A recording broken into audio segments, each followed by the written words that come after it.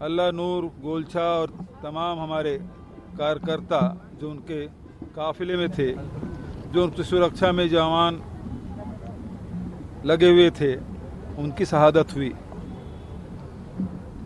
इन 9 वर्षों में हमने भरसक कोशिश की कि इस घटना के सही तथ्य सामने आए, लेकिन आप सब जानते हैं ये घटना एक राजनीतिक आपराधिक षड्यंत्र था और इसमें इस षड्यंत्र को उजागर करने के हम लोगों ने अनेक कोशिशें की, लेकिन लोग अड़ंगा लगाते रहे। एनआईए की जांच भी संतोषप्रद नहीं। आयोग की जो जांच है उस पे भी लोग न्यायालय गए हैं।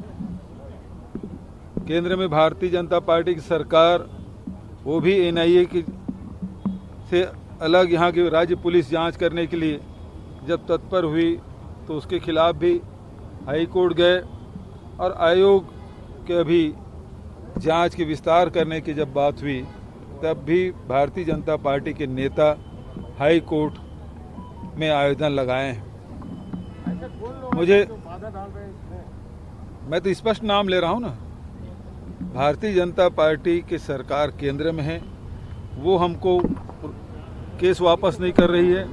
दूसरे तरफ यहाँ आयोग की जो जांच है उसका दायरा बढ़ाया गया तो उसमें भारतीय जनता पार्टी के नेता और विधानसभा में नेता प्रतिपक्ष वो हाई कोर्ट में आवेदन लगाए हैं कि ये जांच आगे नहीं बढ़नी चाहिए। इसके पीछे कौन लोग हैं समझने की आवश्यकता है।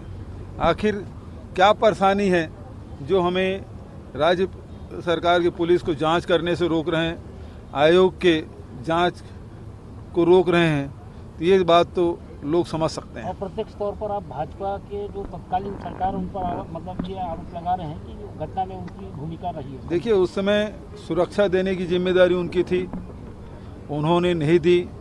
रूट परिवर्तन हुआ, इस प्रकार से अफवाहें फैलाई गई और वहाँ जांच को भी बाधित करने की कोशिश की गई।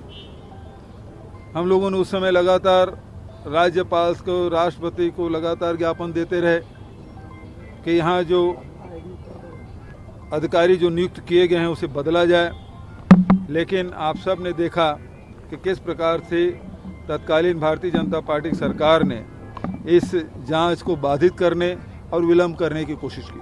कभी भी मतलब ये जांच का रिपोर्ट आएगा? एसआईटी के खिलाफ भी एनआईए हाई कोर्ट गई। हम लोग तो जांच कराना चाहते थे। एनआईए जो सेंट्रल गवर्नमेंट की एजेंसी है वो हाई कोर्ट गए, एनआईए जांच नहीं कर सकती। फिर दूसरे बार उदय मुदलियार के चिरंजीव जीतू मुदलियार जब एफआईआर किए उसमें जब जांच कर रहे थे तब भी एनआईए ने उसमें हाई कोर्ट में आवेदन करके उसमें रोक लगाई। तो लगातार हमको बाधित करने की कोशिश की जा रही है। बोधगढ़ पर ड्रीम परियोजना है, कल ऐसे बड़ाजी में ग्रामीणों की मांग पर बोले जब तक ग्रामीण नहीं चाहेंगे परियोजना पर। देखिए, मेरा ड्रीम प्रोजेक्ट नहीं है, ये बस्तर की आवश्यकता है। आज मैं पूरा बस्तर घूम रहा हूँ, गर्मी के दिन है, जल स्तर इतना नीचे है, चाहे वो सुकमा हो, बीजापुर हो, दंतेवाड़ा हो, अभी चित्रकूट विधानसभा में गए, कितने एरिया हैं जहाँ 200 फीट से 600 फीट तक के पानी नहीं मिला। 1000 फीट खोदने के बाद भी पानी नहीं मिल रहा है। पानी की किल्लत महसूस कर रहे हैं लोग। आने वाले समय में जब कृषि का विस्तार होगा, सिंचाई के लिए भी पानी लगेगा, निस्तार और पेयजल की आवश्यकता पड़ेगी, तो और जनसंख्या जब बढ़ेगी तो निश्चित रूप से पानी की आवश्यकता और बढ़ेगी। और इसलिए बहुत ज़रूरी है कि यहाँ बांध बने सिंचाई के लिए, पेयजल और निस्तार के लिए। लेकिन कुछ लोग हैं, कुछ संगठन है जो नहीं चाहते, और इसलिए मैंने कहा कि जब तक कि बस्तर के लोग नहीं चाहेंगे तब तक कि बोधघाट प्रोजेक्ट शुरू नहीं होगा। बहुत सारे आंदोलन के आप सब जानते हैं, कितने लोग बयान दें, वो सब आरोप लगा रहे हैं जो लोग कर रहे हैं। मैं ये देखिए, इसमें जब सहमति बने तब हम बनाने की बात कर रहे हैं। मैं ज़बरदस्ती नहीं बनाना चाहता, लेकिन बस्तर के हालात क्या है, आज कहीं भी चल दीजिए 200 से 600 फीट और 1000 फीट तक पानी नहीं मिल रहा है। तो आप पेयजल की व्यवस्था कैसे करेंगे, निस्तार की व्यवस्था करेंगे और सिंचाई कैसे व्यवस्था करेंगे।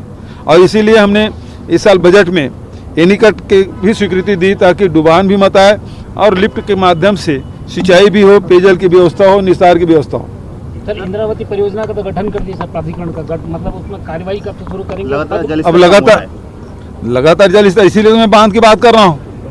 बांध बनना चाहिए क्योंकि बस्तर की आवश्यकता है। अब लोग अब इस बात को नहीं स्वीकार कर रहे हैं तो मुझे कोई जल्दीबाजी नहीं है।